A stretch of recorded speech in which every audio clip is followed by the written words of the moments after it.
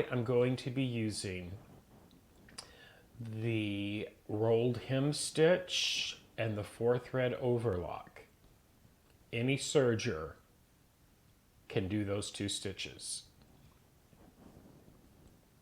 But I'm going to be using some really heavy special thread. So I'm going to talk about thread for just a moment. And as many of you already know, one of my favorite threads is this stuff right here. Now I'm going to swap to the other camera so I can get a better close-up of these threads here. So let me do that and we're going to get started. Okay, so I'm going to turn the additional light on that camera so this will show up really, really good. So this is Madeira Glamour. It's a metallic. Look at the shine on that. This is a 12 weight thread. One of my favorite serger threads for what I'm about to do. So there's that one. Another brand of thread I really like for this, what I'm going to show tonight, is this. This is 12 weight Wonderfill Dazzle thread. Okay. It's another one of my all-time favorites. Okay. Another thread I like to use, since I've got this beautiful black thread right here, this is a really good thread to use in your serger also. This is 12 weight sulky cotton. This is just plain black. But that's, maybe that light's not the best. Try that off. I'm playing with my lights. There we go. Let's try that one, that yellow light for a moment here. There we go. Sulky. 12 weight. That's a fun one for the sergers. Another brand I really like for serger play is this. This one's made by Superior. It's Ricky Tim's Razzle Dazzle. And yes, most of these are metallic-y threads, but it's a nice heavy thread as well. Look at that shine. Isn't that beautiful? This is like a garnet color. It's a deep, dark red. And it's yummy. So those are some of the threads we're going to be using tonight. Another brand of thread that I really like, and this is actually made for serger loopers, is this. This is Halo by Superior. Okay, that's another thread we'll be exploring. And then there's another solid colored thread from Wonderfill I really like. It's also a 12 weight and it's called Spaghetti. This is Egyptian cotton. Oops. And this is like a dark military gold, but as you can see, that's a heavy thread as well. Okay, so I'm going to go back to my other camera for a moment. Right here. There we go. Okay. And I'm going to hold these up one more time because the lighting's off.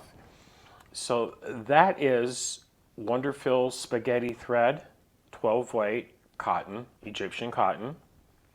I also have it in red. Okay. Wonderfill Dazzle thread. You've seen me use this before. I love this stuff. Sulky 12 weight thread,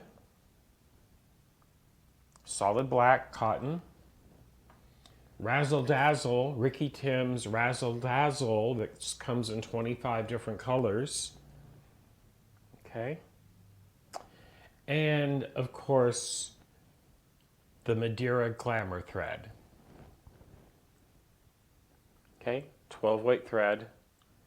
This comes in over 40 different colors, everybody. Just think of that. And this is awesome stuff. This you can actually quilt with the digital dual feed foot. But I like to use it in the upper and lower loopers on my serger. And if you have the cover stitch serger, this is great in the chain looper also. So those are the thread brands I'm going to be playing with tonight. And what I'm going to do is set this up. I'm going to move this one camera over here to get a better view of my thread stands on the Triumph, so you can kind of see how I thread this up. And it's not rocket science. This is so easy to do. Let me move this. I'm going to turn one more light on in here.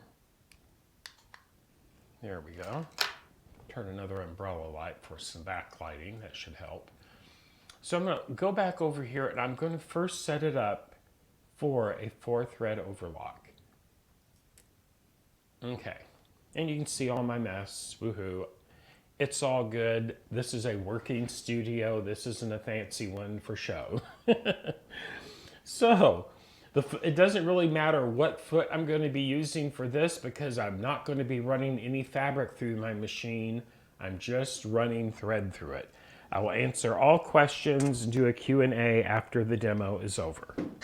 So, without further ado, I am going to lower the front doors, both front doors, and I have my stitch length set at 4, standard, not rolled hem. And I have my knife blade locked down because I'm not going to run any fabric through it to cut it, so that doesn't even need to be dealt with or anything. And of course, for a 4-thread overlock, we put the stitch selector up in the A position, the letter A. Okay, presser foot's up, and since I'm using spools, I'm going to take these cone stabilizers off because I don't need those on there. And I'm first going to put one of these black 12 weight sulkies. I'm going to run this through the needle, this 30 weight. So I need 2 of these come with your serger. They have a little foam cap on them. So I'm going to put one of those there. That is the O2 needle position. Here's the O1 needle position right there. And I'm going to start threading from O1 and over this way, at least for the needles themselves. Okay. So first I'm going to do O1. And this is a 12 weight thread. And I have a size 90 serger needle in. So I'm going to set it up for threading. I lowered my threading lever. I'm going to turn the handle towards me until it clicks. That locks in the tubes. And I'm going to overlock. I'm going to lower my air threaders for the needles. This is a heavy thread. It may go through, or I just might have to manually do it since it's a heavy thread. We're about to find out. The key to it, though, is to make sure that you get a good, clean cut on the end of it. And now I'm going to push in the button, turn on the air compressor in the machine, and thread the needles.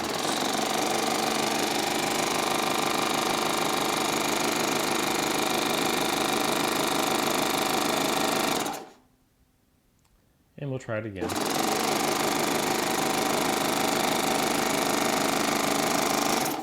And it pulled it right on through, and then I pulled it out with my big finger.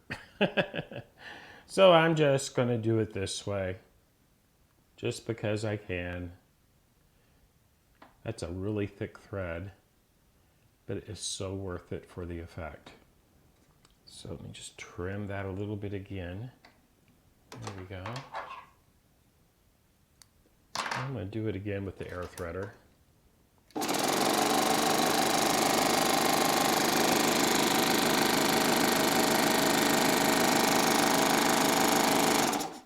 Almost.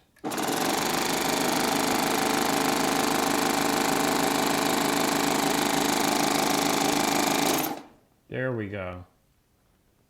Just have to baby it a little bit with that heavy, heavy thread in it. Okay.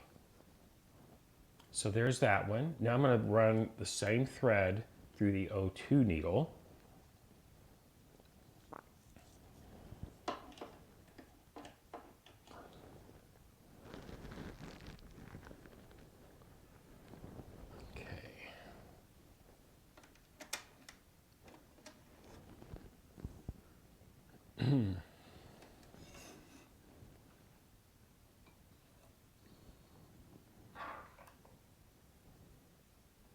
So yes, serger needles come in 3 different sizes actually. They come in a 75, an 80, and a 90.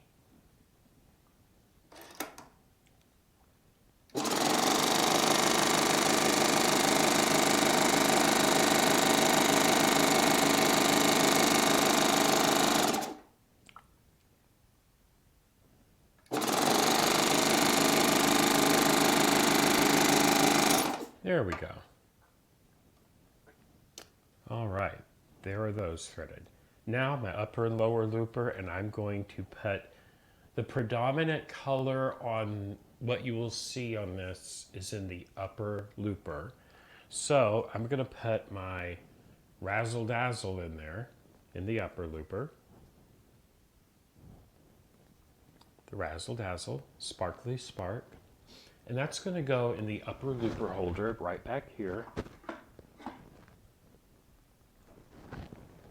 Now there's a pretty good chance I'm going to have to use a threading cradle for this, but I am going to try to do it without it first. Usually this thread I have to use a threading cradle, but we'll see. Maybe this will be a lucky night and I won't have to. But if I do, it's no big woo. Okay.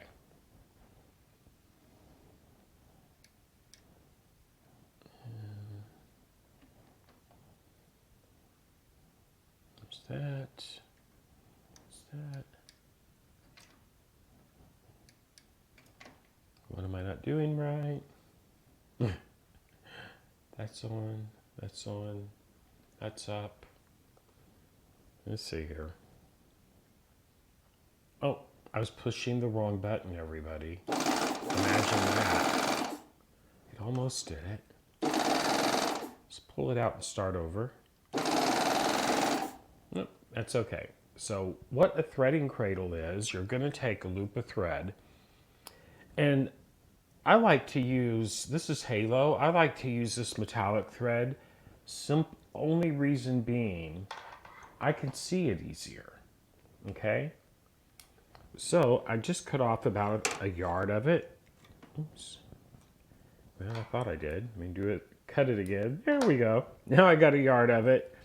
And I'm going to line up the 2 cut ends of it right here.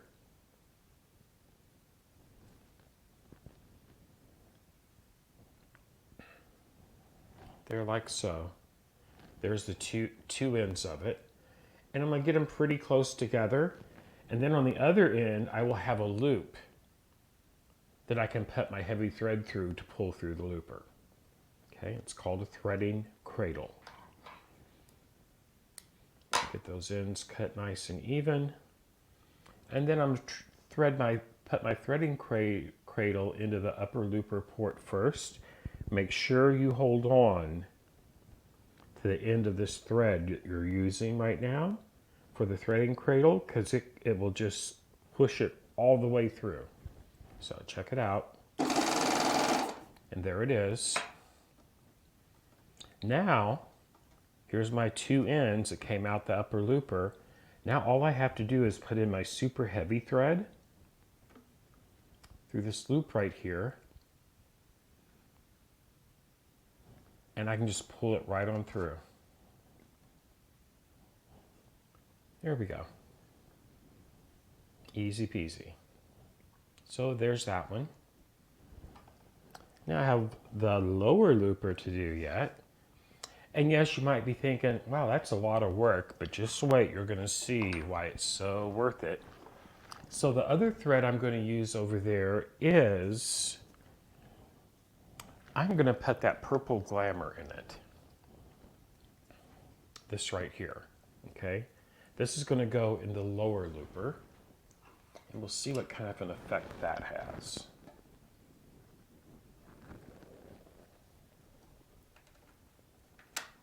Click. Now I should not have to use a threading cradle for the glamour. It usually doesn't require that. Okay. Snip.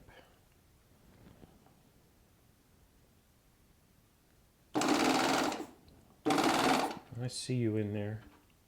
I get my finger in there? Let's see here. I want to... I have to get my tweezies. And let's pull it out and try it again. That'll go right through the upper looper. That lower looper has a few more twists and turns in it, but it's all good. It's all good.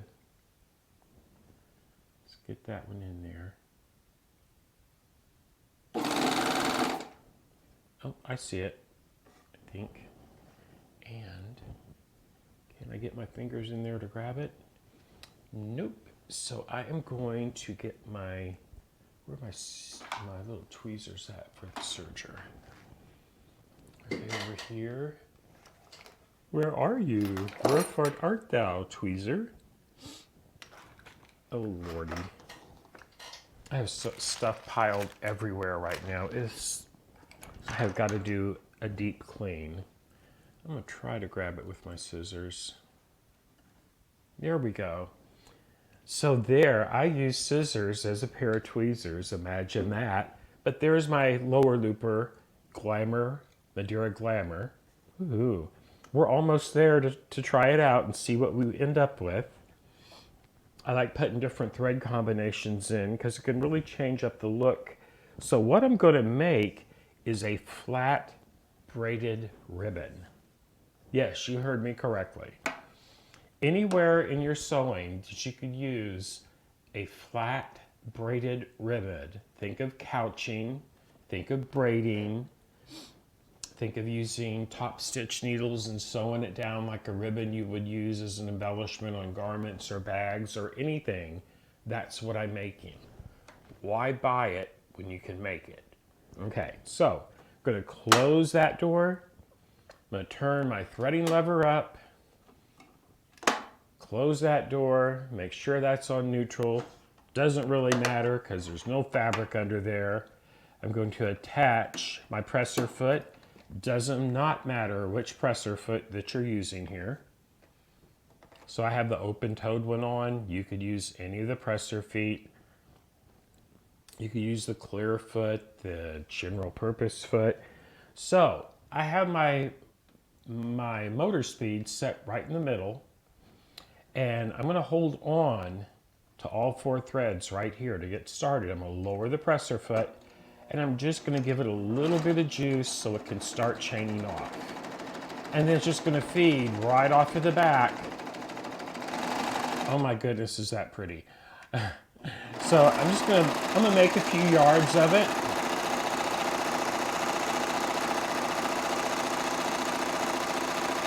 And all I do while it's running, I take my thumb and it's at the back of the foot and I just gently ease it backwards. I don't pull it hard or anything, just to keep it moving. I'm gonna change a camera angle here. Hold on. And you can probably see that a little better this way maybe. There we go. Okay. So I'm just sweeping it with my thumb.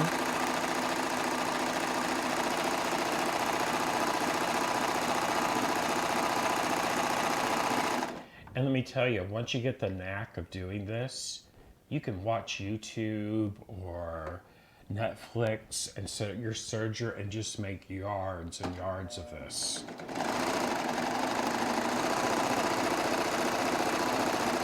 So I think most of you already know I'm a weaver and a spinner. I make my own yarn. Well, guess what? You don't have to do that if you want your own yarn. If you want to make your own stuff to knit or actually crochet with, you could use this stuff to knit or crochet with also.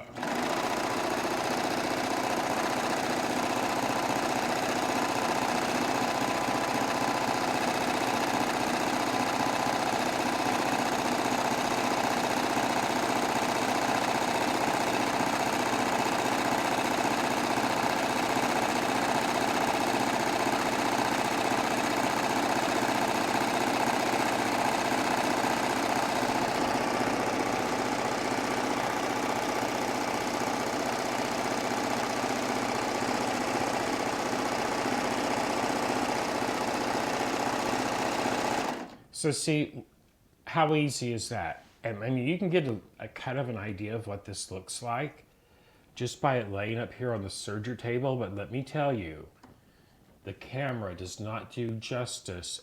This sparkles like diamond jewelry. It truly does. So, in that little bit of time I have made, how much of this have I made? Oh, that's probably about 2 yards at least, if not more, maybe 3. 2 to 3 yards.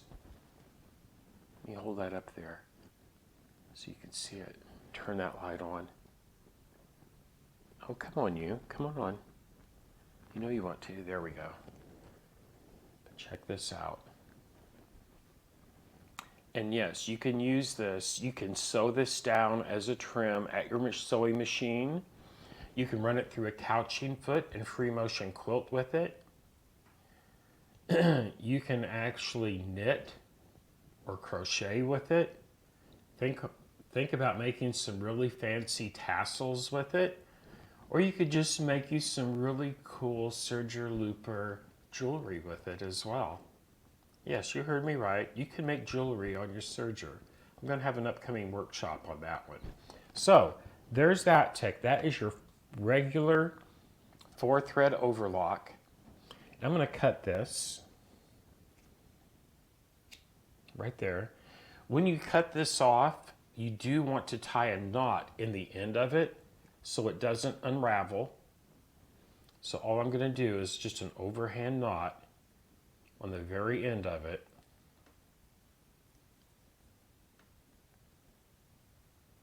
Like that. And that'll keep it from like unraveling on the ends. And you'd want to do that on the other end as well.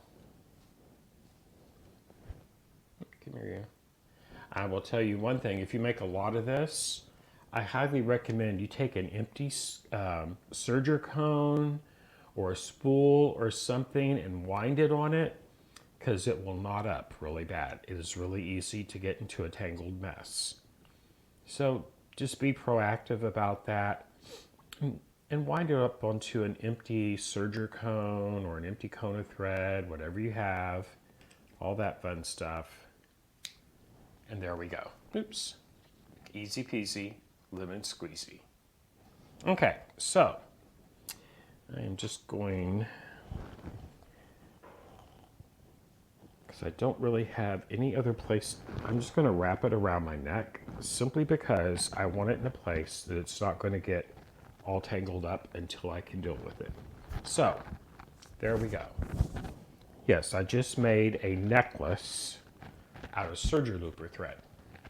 So next, let me swap over to the other camera. We're going to go to a 3-thread rolled hem, and I'm going to use I'm going to eliminate one of the needles, then I'm going to leave everything else threaded just like it is. So it's really fast when you're using the same thread colors to swap from the 4-thread overlock to the 3-thread rolled hem. And that's what we're going to do now. So to do that, I'm going to drop my barn doors here. And I'm going to cut right up here. I'm going to cut the 01 needle thread, because I'm not going to be using that. I'm going to take it off the machine.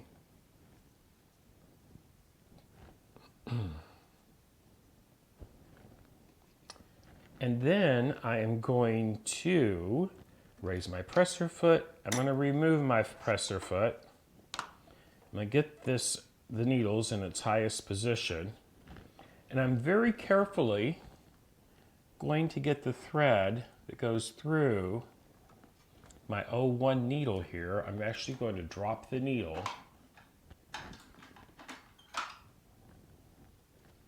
The 01 needle is getting loosened, so it'll drop. It's still threaded, but that's okay. It makes it easier to get a hold of. There we go. Now I know exactly which thread to cut because it's still threaded right here. It's running right through the eye of the needle, and I'm just going to snip it. There. There's my needle. I'm going to put it right down here into my serger mat for safekeeping.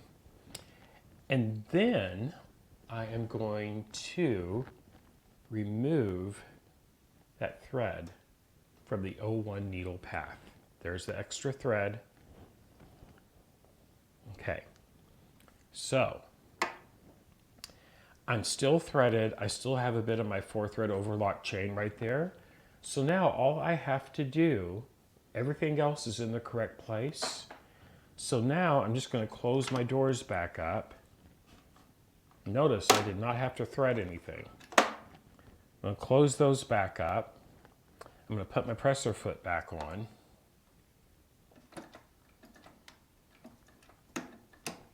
And next, I'm going to turn my stitch length all the way around to where it says rolled hem, and I'm going to set it on number 3. Okay? I'm going to set that on number 3. I'm going to turn my stitch selector down to the letter D, all the way down to D, from A to D. Put it in D. And we're ready to go. How easy was that? So now I'm going to get started and make a different type of serger chain. Lower the presser foot, and we're off. Now I'm going to swap that camera to the rear view because you get a much better look at it that way. And here we go.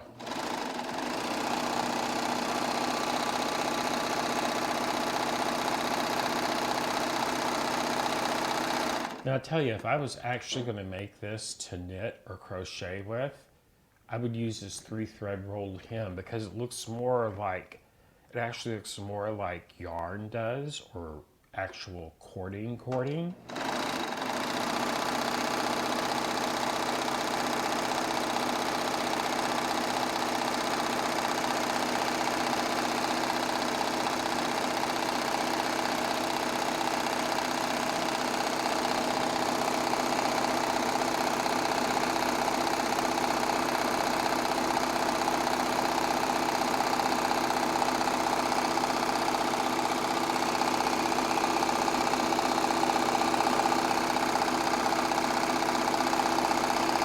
And think of it this way, you kind of give your upper arms a workout.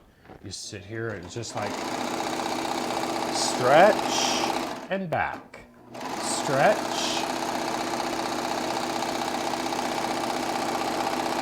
and back, stretch.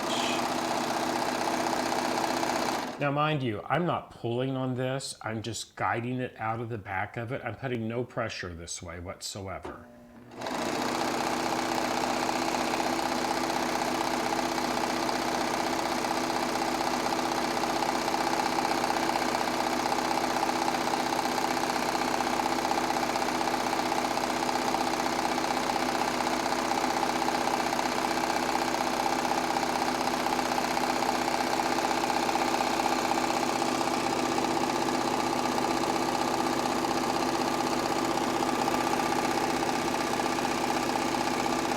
I've almost used up my cone of this black razzle dazzle, but that's okay.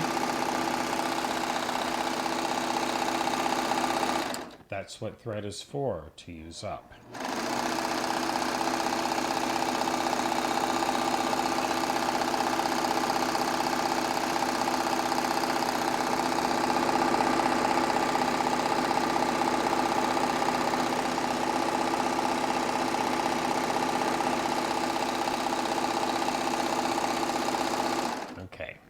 So here's what this looks like. Let's see if you can see this. But this actually looks like a change. I mean, this looks like an actual chain. And yeah, it's a little kinked up a little bit because just because of it coming off and me letting it pile up. But once you get done, you just have to run your hands through it and it just straightens right out to where it'll drape nicely. Okay, so I'm just going to pull this to the side, cut, and whenever I'm using, I rarely use the thread cutter myself. I always just pull it to the side and snip it even with the table. That gives you about a 4-inch tail, and that's the length of a serger tail you should always strive for. I'm going to knot this loose end so it doesn't unravel on me. So I'm going to be using this chain on Friday at noon on the Regent to finish quilting my little quilt I've been working on. No, it's still not done, I know. But that's okay.